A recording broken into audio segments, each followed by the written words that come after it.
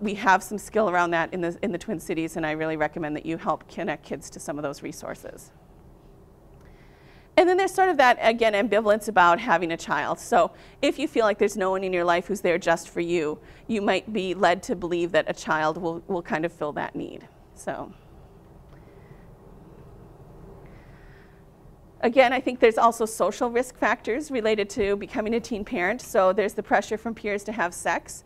And then again, there's sort of that sense that once you're a teen parent, and I hear this a lot, that people assume that you'll be willing to have sex with any of your boyfriends, regardless of how long you've known them or been with them. So that kind of pressure continues.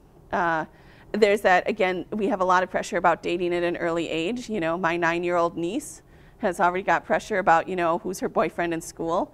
Actually, my 7-year-old nephews have little girlfriends.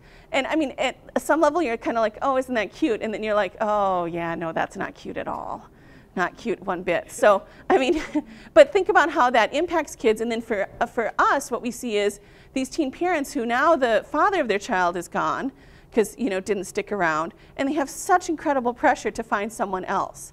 And so, and that someone else thinks, well, you know, if you had a kid with this guy, then if you really love me, you'll have a kid with me too. And I'm seeing kids who are, you know, 17 who have 3 children under the age of 3. So that kind of serial relationship piece and not taking the time to figure out what you really want and what's a healthy relationship and what's good for you really plays out for teens after, you know, after they become a parent. Again, sort of a social risk factor. We know that for young women, dating older guys is often more risky for them in terms of becoming pregnant. Now, again, there might be cultural or societal norms around that where that isn't the case. I'm just sort of laying a broad stroke for you. And think about asking questions about, you know, the boyfriend and what do we know about him and where does he live and what is he doing.